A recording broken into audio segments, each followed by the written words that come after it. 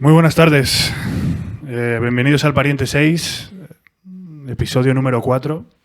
Estoy aquí con mi compadre Pablo Fernández. De nuevo otra vez, aquí en el sótano. Álvaro de Andrés a los platos. No nos acompaña todavía nuestro querido Antonio. Todavía no ha vuelto de su exilio en tierras belgas. No sabemos qué estar haciendo, pero desde aquí, Antonio, sea lo que sea que estés haciendo, espero que merezca la pena. Para no estar aquí reunido con nosotros. Sí. Bueno,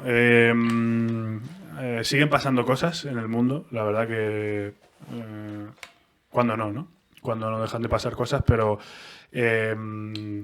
volvemos a estar otra vez, o al menos parece que volvemos a estar otra vez a merced de los designios de los militares americanos. De que se les caiga una bomba, ¿no? Sí, de que alguien se estornude y pulse un botón que no tiene que pulsar. La verdad que hoy me gustaría hablar o darle bastante protagonismo a ese tema de cuando, pues eso, un avión, ¿no? Que sobrevuela que se tira sobrevolando un montón de países y va cargado de armas nucleares y de repente, pues... Se cae una por Almería, ¿no? De repente caen 4 bombas de hidrógeno en Almería y bueno, pues ahí está, ¿no? El incidente. Es que tócate los cojones, lo llaman incidente de Palomares. Y fue un accidente, con todas las letras. ¿Ya has visto la foto de Fraga bañándose? Claro, es que la gente solo se acuerda de Fraga. La gente dice Palomares, sí, eso es que se bañó Fraga. Y nadie dice, cayeron 4 bombas de hidrógeno. dos o tres de ellas, no sé si 2 o 3, llegaron a detonar digamos que una bomba de hidrógeno necesita una detonación previa de una bomba de fisión, porque una bomba de hidrógeno es una bomba de fusión, átomos de hidrógeno que se fusionan para formar helio, y necesita tanta temperatura que normalmente, pues, tampoco es que yo sea experto en bombas, pero lleva acoplado una pequeña bomba nuclear de fisión para alcanzar esa temperatura y entonces desencadenar la fusión. Y a su vez creo, si no me equivoco, la bomba de fisión también necesita un pequeño detonador que lo hacían con dinamita en aquella época. Y bueno, aquí en Palomares se les cayeron 4. 4, a falta 4 bombas H. Poco se habla de que ahora, ¿no? La derecha... Bueno, ya no voy a decir liberal porque me resulta molesto. Se les queda grande, sí. Ya se les queda muy grande. Sí, hay muchos liberales que ya están, digamos, enseñando su verdadera máscara. Sí. No de liberales, por supuesto. Y creo que hoy en el Pariente 6 me gustaría tratar el tema este de Palomares porque creo que es una cosa de la que se ha hablado muy poco, que en su día fue ocultada, que es un fiel reflejo de cómo al final estamos a merced en ocasiones, de la gente que está en el poder, que al final en ocasiones son hijos de fruta y en ocasiones son retrasados y en ocasiones son una combinación bastante peligrosa de ambas cosas. Sí. Y de cómo durante la Guerra Fría los aviones americanos utilizaban una supuesta, o se justificaban una supuesta amenaza continua de ataque militar para sobrevolar directamente medio mundo cargados de bombas que podrían borrar del mapa países por completo. Entero, sí. Y eso es lo que pasó en España sin llegar a esa catástrofe, por supuesto, pero bueno. Ahí está la cosa. No sé si tú hace poco has estado también... Sí, hace poco estaba leyendo un libro de un historiador, Nicolás Sesma se llama, es una historia, es un libro sobre la historia del franquismo. Está bien, es bastante didáctico, es como se llama, Ni una ni grande ni libre. Y obviamente pues trata todo el tema de Palomares, ¿no? Al final, cuando en un libro en 500 páginas quieres encapsular una historia de un régimen, ¿no?, que va desde el 39 al 75, pues nada puede tratarse en excesiva profundidad, pero bueno, sí sea suceso, y sobre todo como enroca con todo ¿no? Con todo el cambio de política exterior del franquismo, ¿no? A partir de los... Bueno, ya en los años... Una vez terminada la Segunda Guerra Mundial, incluso antes, ya Franco... Bueno, ya no solo porque hablar de Franco, creo que es mejor hablar del aparato franquista, ¿no? Porque no era solamente Franco. Ya intenta hacer un cambio de rumbo hacia Occidente y como al final, no ya más en los años 50, literalmente la existencia del propio régimen se sustenta en esa alianza estratégica con los Estados Unidos. Y, y la verdad es que es sorprendente y es una cosa que se explica muy bien en el libro, que es realmente el único fin que tenía el franquismo era sobrevivir. O sea, como ente político, no... Es decir, obviamente creo que todos los sistemas políticos, todos los regímenes, ya sea el franquismo, incluso la actual régimen, ¿no? Del, de la transición, etcétera, obviamente tienden a intentar reproducirse existencialmente y a continuar con su propia existencia, pero muchas veces hay como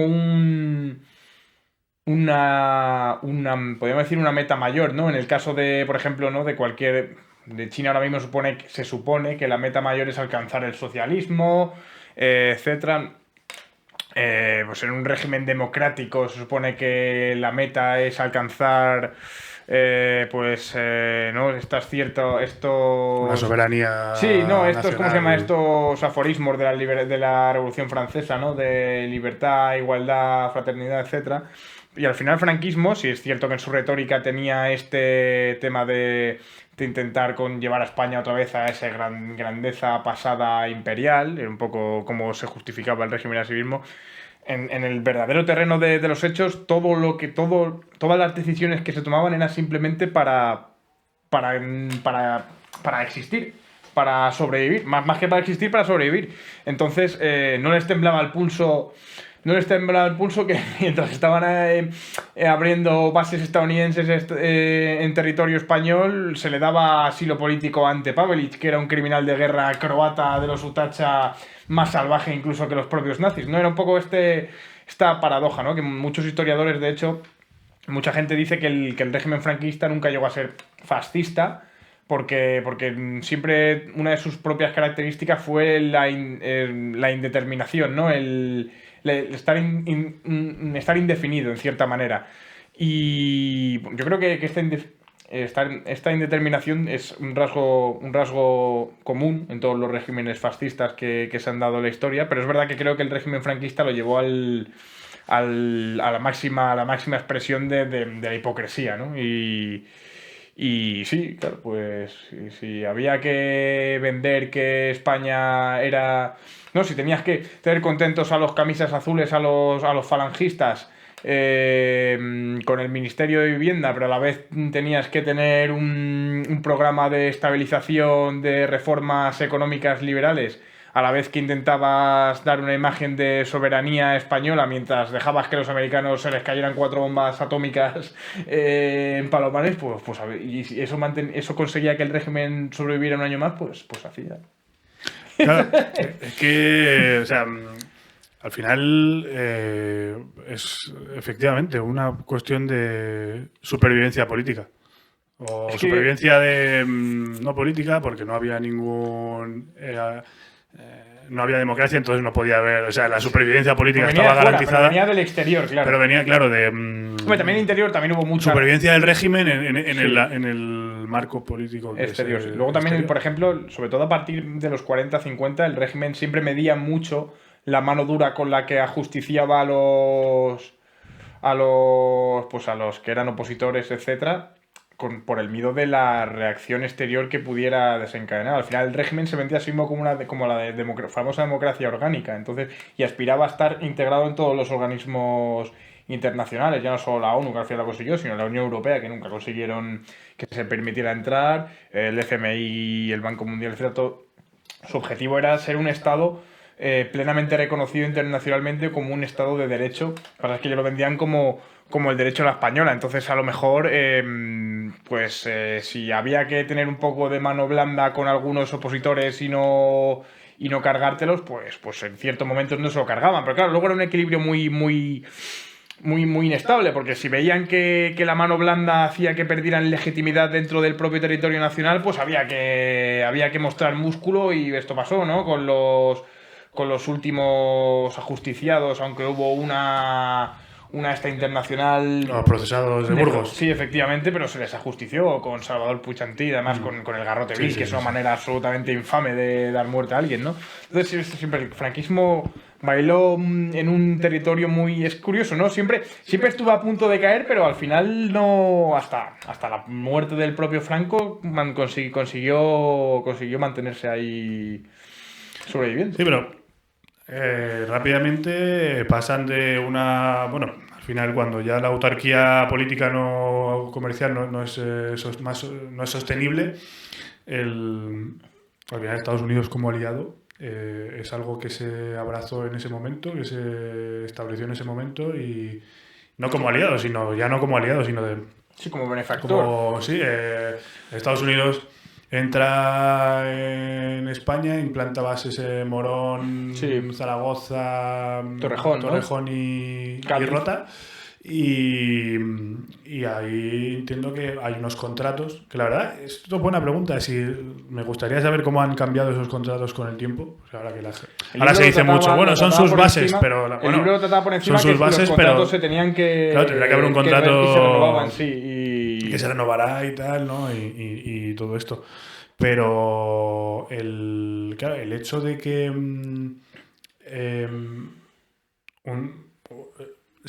ya no solo el hecho de lo que comentas, sino cómo se escondió o se ocultó todas las motivaciones políticas y económicas reales que había detrás de toda esa parafernalia militar estadounidense, que aquí se veía como algo novedoso, que llamaba la atención, de bueno, como los americanos era como el futuro, ¿no? Formaban parte de esa nueva España. La película, ¿no? El bienvenido Mr. Marshall, todo ese rollo. Bueno, mucho después, pero al final que parece como que de cara a la galería era una modernización, y en verdad lo que se estaba haciendo era ponerse al servicio de una potencia. Se pusieron tan al servicio que, claro, al final lo de Palomares es muy sencillo. Con la Guerra Fría, la amenaza o la interpretación que hacen tanto Estados Unidos como Rusia de las amenazas que se lanzan mutuamente, pues produce que los bombarderos empiecen a sobrevolar constantemente el cielo cerca del enemigo, para si hay tener siempre disponibles un bombardero que pueda atacar en caso de verse atacados y tal.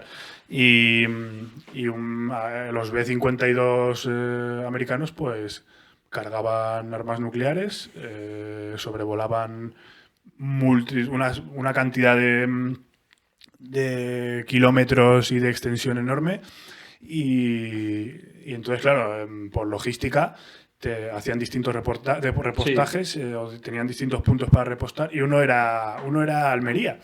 Y entonces, en particular, una ruta que hacían era salir de Estados Unidos e ir a Almería a repostar. Ahí un camión cisterna les llenaba de combustible, y ya se iban a zona, digamos, a dominio soviético. ¿no? Sí. Y entonces, si no había ninguna orden y tal, que era lo lógico, volvían y repostaban otra vez en Almería y volvían a Estados Unidos. Y en uno de esos repostajes, pues un B-52 se pone a repostar con un avión cisterna, y hay un fallo. No sé, yo todavía no he visto realmente, creo que no se sabe exactamente cuál es el motivo del accidente, pero el combustible explota y claro, explotan los dos aviones. Creo que son una tripulación en total de 8 y 4 o 6 y 4. ¿No? No muere. Camión cisterna, o sea, del avión cisterna mueren todos los 4, del avión del B-52, el bombardero, 2 mueren en el acto y 4 salen eyectados, de los cuales creo que solo sobreviven 3. Creo que 2 caen al agua y 2 caen en tierra. los del agua los rescatan pescadores y en tierra los encuentran al poco después. Y claro, digamos que en España no se enteran de qué cojones está pasando, de qué coño ha pasado, una explosión en el cielo, ha caído gente al suelo, de repente... pero Estados Unidos rápidamente da o notifica dentro de su ejército pues que efectivamente un B-52 ha accidentado y va cargado de 4 bombas de hidrógeno. 4 bombas H que, bueno, para el que no que lo te sepa, vuelan pues toda la claro, al provincia de final, Almería te la pueden desintegrar. ¿qué es una bomba de hidrógeno? Es traer el sol. Sí, claro, traer el sol a la Es Tierra. la reacción que se da en el sol y 2 átomos de hidrógeno, cada uno de helio, entonces al explotar, que realmente no es como una explosión, sí explota, pero que digamos todo Como que se libera es como una liberación de energía térmica y también radiactiva brutal. Y entonces, para hacerse una idea, pues podía ser...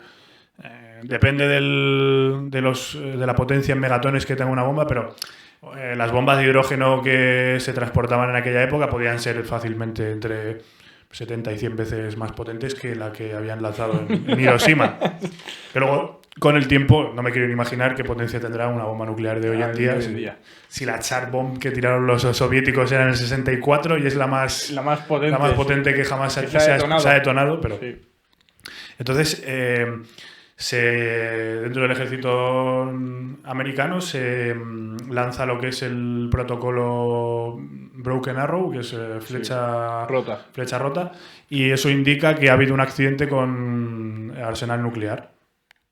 ¿Qué es lo que pasa? Que, claro, yo entiendo que al principio dicen, hostia, vale, se han caído, pero claramente lo han explotado, porque si no... Hombre, ahí no había WhatsApp y tal, pero hombre, 4 bombas de hidrógeno, yo creo que te enteras de alguna manera, ¿no? Entonces, este protocolo se pone en marcha y un montón de militares de cuerpos distintos del ejército estadounidense se marchan a Palomares y montan un campamento de la hostia porque no encuentran todas las bombas.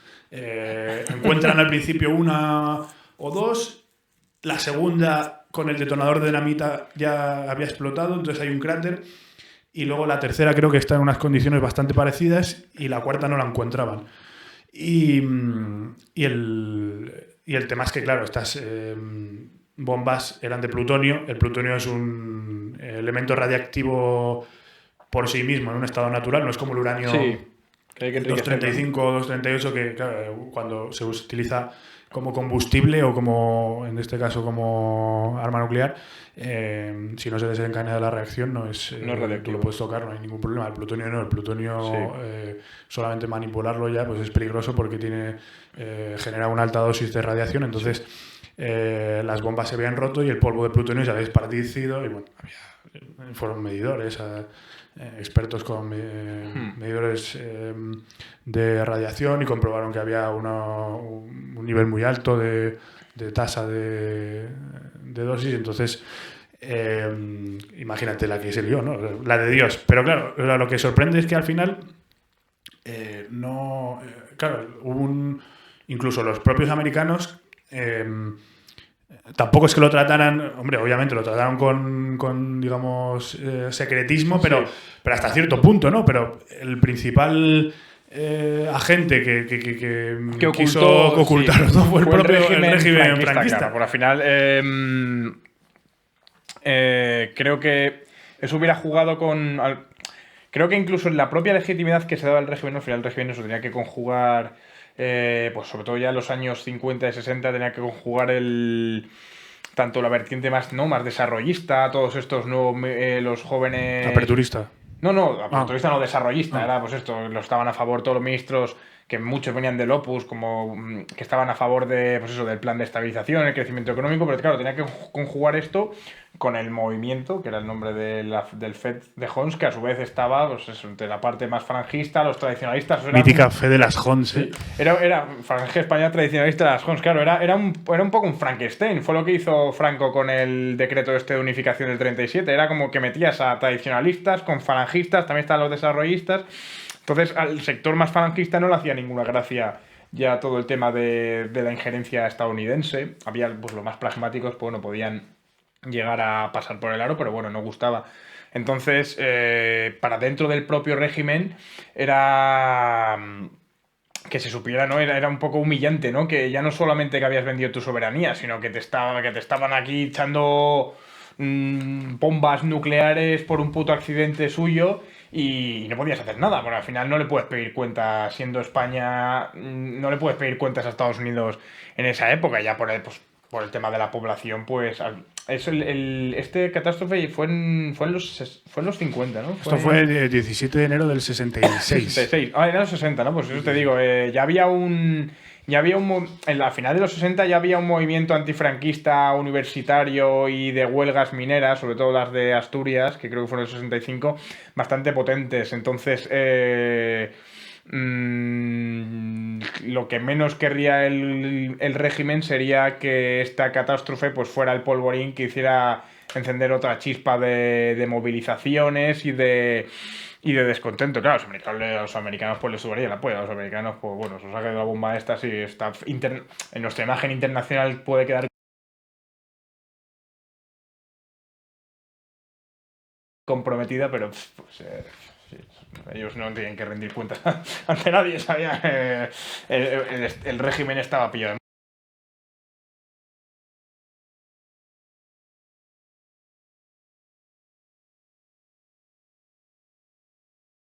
El régimen no iba a cerrar el convenio de las bases, evidentemente, porque no tenía otra alternativa. Claro, porque... Además, los americanos daban una... Es que el régimen económicamente estaba sustentado por el dinero que venía de Estados Unidos, de préstamos blandos del Fondo Monetario, etcétera, del Banco Mundial. Entonces, el régimen no podía permitirse ese lujo. Claro, porque o sea, la catástrofe que podía haberse producido, o sea, estamos hablando de que Andalucía se habría ido a tomar por culo, pero vamos. Sí, te hubieras cargado a Andalucía. Sí, pero ya. Y todo lo que ello implica, ¿no? Hombre, toda una parte, o sea, algo cultural, que no. Pero ya no solo eso, sino desde el punto de vista medioambiental, o sea, el mar, España, un trozo del mundo en el que se ha liberado esa cantidad de energía, Europa Occidental, de radiación del sur sería un lugar inhabitable. Claro, o sea, bueno, menos para los animales de Chernóbil y esto, ¿no? Pero no sé cómo hay... Tú fíjate, ¿no? Lo que es la manipulación de la opinión pública, cómo puede haber cosas que a día de hoy, o sea, que se ponga en duda cosas como que el hombre ha llegado a la luna y tal, y que... Luego esas cosas se pasen por encima ya. O sea, un avión, el militarismo de Estados Unidos y su manía de sobrevolar, su pequeña manía de sobrevolar el mundo con bombas de hidrógeno, se fue completamente obviado y es algo de lo que la gente no, pues sin más, fraga bañándose. Eso es lo que pasa. Si el agua era radiactiva. Ejemplo, con el tema me pasa un poco con eso que a veces como que la opinión se manipula y se tiran como esas falsas, ¿no? Son como falsos globos sonda. Me está pasando con el tema de la lista de Epstein, que como que nos están bombardeando con teorías ya de cosas súper rocambolescas y súper locas de, yo qué sé, de Bill Clinton se ha comido a un menor y tal. A un niño. Empiezo a pensar que la mayoría de toda esa información es evidentemente falsa, que no hay ninguna prueba y obviamente nadie la va a tomar en serio. Entonces creo que como un poco es lo que sí sea verdad se va a confundir con todo el montón de basura y paja falsa que se está esparciendo. Entonces los actos que sí han sucedido y lo que ha pasado de verdad nunca se va a juzgar porque se ha mezclado con todo esto de que sí, pues eso, de que de que Lady Gaga, una foto que se está comiendo unas cosas que dices, tío, probablemente tengas esquizofrenia.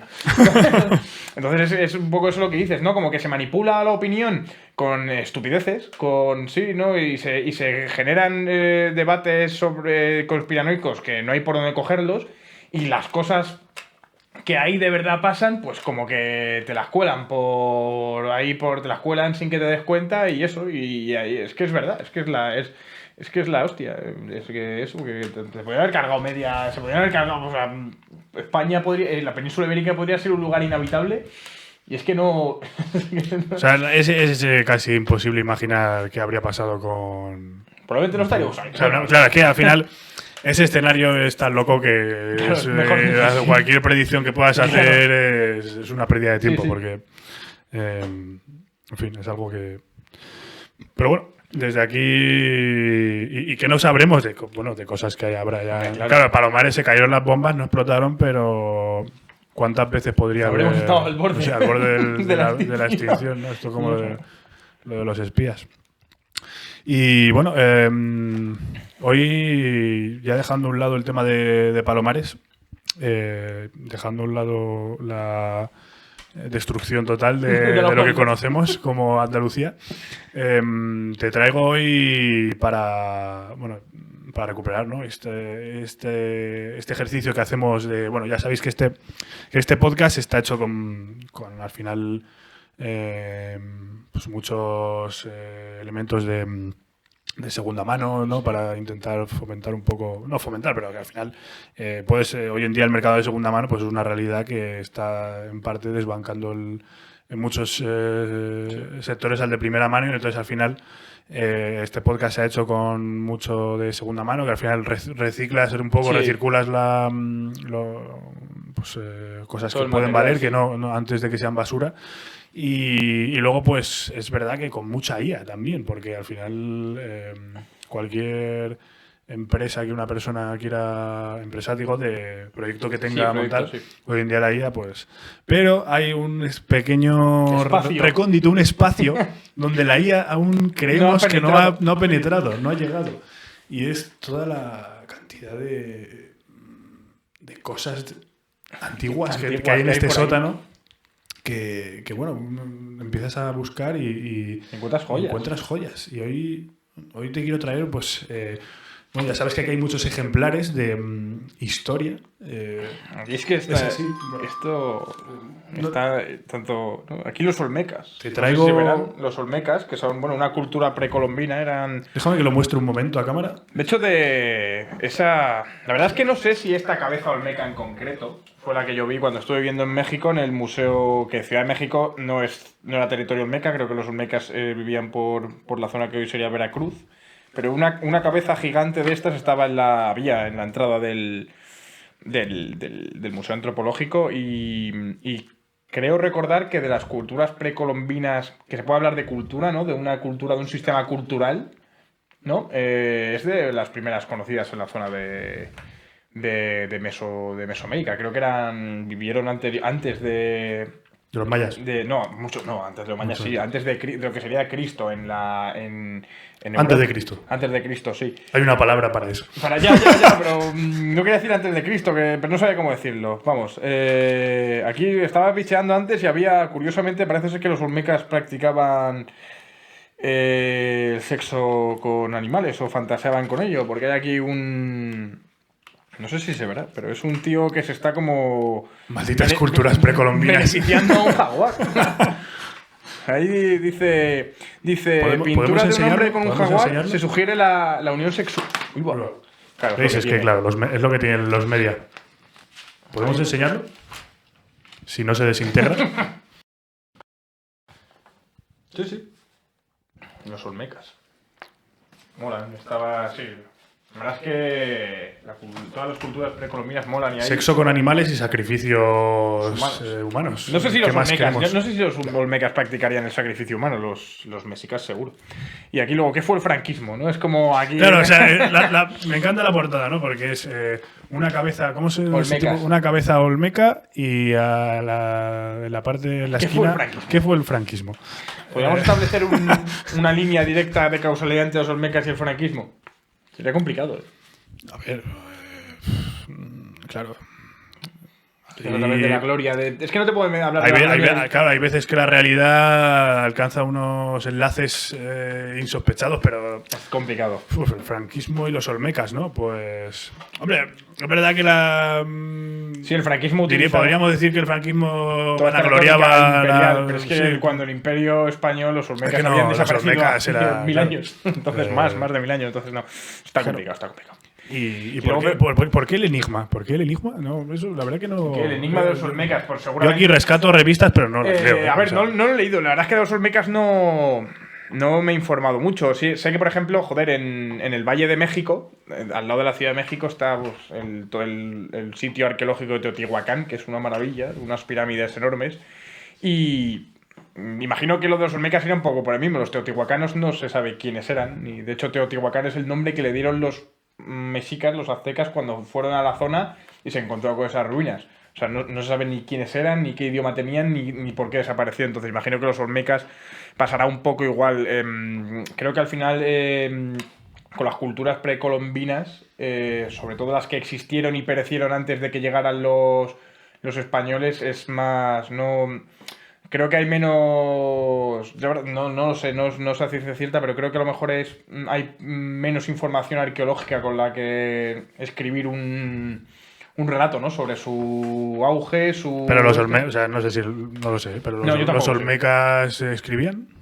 Claro, es lo que... No sé si tenían escritura los olmecas, que no lo sé. Por ejemplo, los mexicas eran como pictogramas. Entonces no era otro sistema de escritura distinta. Probablemente los olmecas, no lo sé, pero no creo que tuvieran escritura.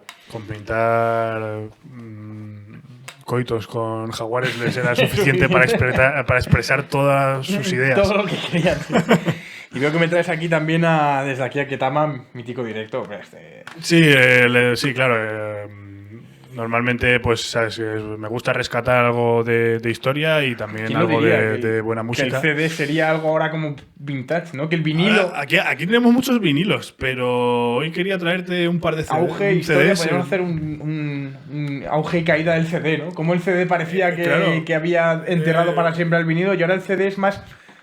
Casi que el CD es más vintage de lo que el vinilo llegó a ser. O sea, no sé quién escucha un CD, pero es absurdo, eso es inútil. O sea, es algo que es completamente Pero al final inútil. el vinilo es curioso, ¿no? El vinilo de su propio... Como era vintage, eso ha hecho que persista. La calidad del sonido es la hostia. Es la hostia, pero digo, ya la gente tiene colecciones de vinilo por el hecho de tener vinilos, ¿no? Nadie tiene colecciones de CD por el hecho de tener CDs. Claro, si yo voy a una casa y me enseña, mira mi colección de vinilos.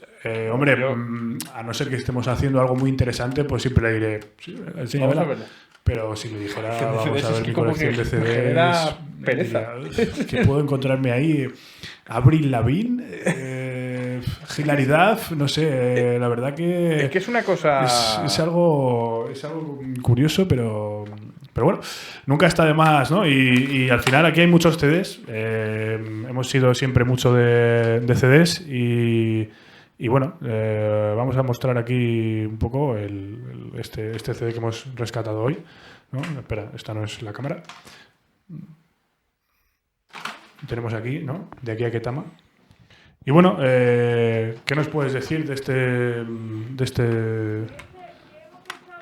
¿Qué nos puedes decir de este disco? La versión Se dejaba llevar por ti con Antonio Vega es...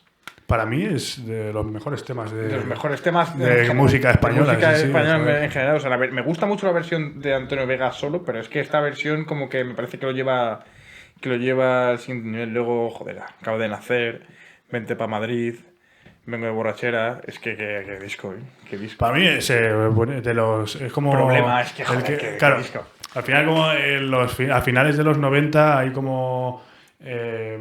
no sé por qué, pero para algunos grupos que llevan ya unos años, tipo Ketama o Sabina, ¿no? Que traíamos en el otro programa, Sabina y Cía, hay como una grabación de directos que es cojonuda. Es como el paralelismo a los grupos de heavy metal y los directos en Japón. Claro, exacto. Sí. Es curioso porque luego el álbum en directo luego no es algo que haya que haya seguido. Fue algo que en su momento, 70, 80, era como tienes que tener un álbum en directo. Claro, ahí seguro. Y luego como que ya no se hacen álbumes en directo. No es una cosa que...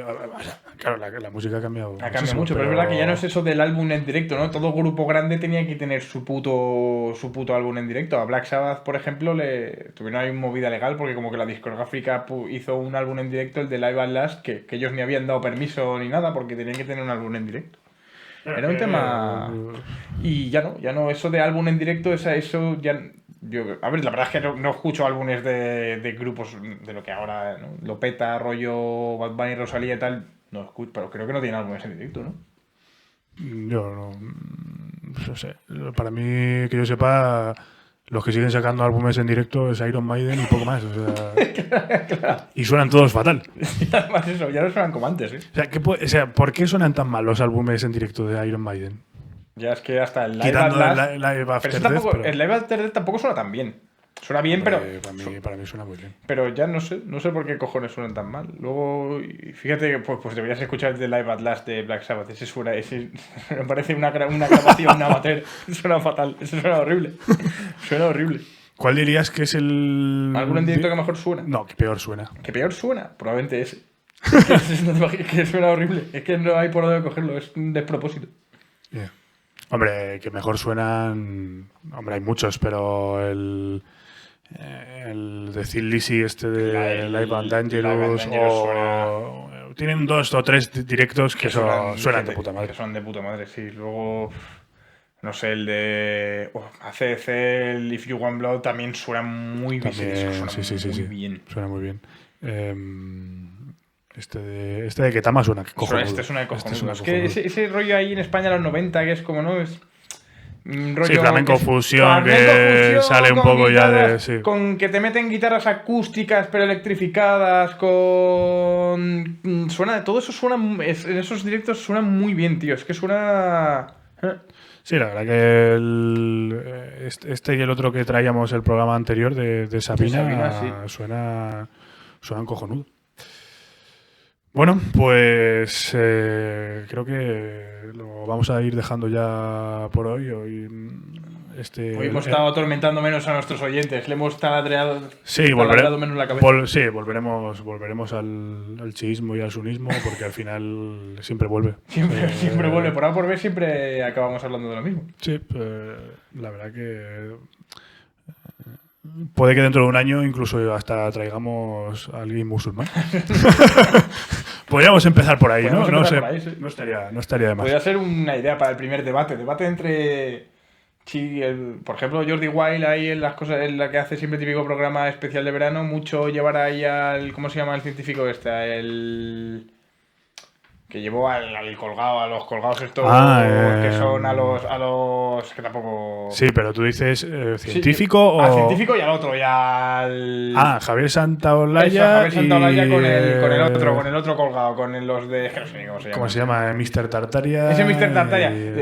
Esto ha sido un poco lo de no sé ni cómo se llama, ha sido un poco rollo como de Pantomima Full, como que no sé ni quién es Messi, pues eso, el Mr. Tartaria ese que no sé ni quién es. Y pues mucho eso, pero un poco debate entre... líder religioso chiita y líder religioso sunita para ver ahí... Bueno, empezó ahí... Hizo un debate de un ateo con un católico, pero... Eso es mainstream. Claro, eso no es café, eso... Yo iría más allá. Más claro. Eso es quedarte en la superficie. Claro. Alguien de alguna secta chi, claro. suní o chi con algún... no sé... con algún liberal agnóstico, claro. Algo así. Sería interesante. Bueno, tira ahí lo dejo caer, se aceptan llamadas, sugerencias, para quien quiera venir aquí, pero hombre, buscamos gente con una contradicción entre lo religioso y lo político, que siempre da mucho juego, ¿no? Sí. Pues nada, chicos, desde aquí nos despedimos, no queremos dar más la turra, yo creo que ya Olmecas, un poquito de Ketama y Palomares es una mezcla que está bien, ¿no? A mí me gusta eso. Un poco sí, de hay como sí. Nosotros podríamos ser como los Olmecas, ¿no? Si lo de Palomares hubiera ido a más. quizás. Pues a mí se me hubiera quedado la cabeza. Pero se les podría quedar a lo mejor de formaciones como. A lo mejor ahora bueno, a nosotros quizás no, pero a los de Almería los estudiarían ahí como. ¿Qué había antes de lo de Palomares? Antes de que 4 bombas H borrasen del mapa toda una cultura de fiesta y de invernadero. Podrían haber salido tomacos. Ahí en la huerta, ahí en el mar este de plástico de elegido, sí. Bueno, no vamos a ser tampoco demasiado duros con el ejército americano. Nos perdimos los tomacos. Pero bueno. Pues nada, familia, muchas gracias por escuchar y por estar ahí. Nos despedimos desde el sótano del Pariente 6 y nada, hasta mañana. No, hasta mañana no, porque no. Mañana no te esto no es un programa diario, no os flipéis ni lo va a ser. Así que nada, familia, venga, hasta luego. Chao.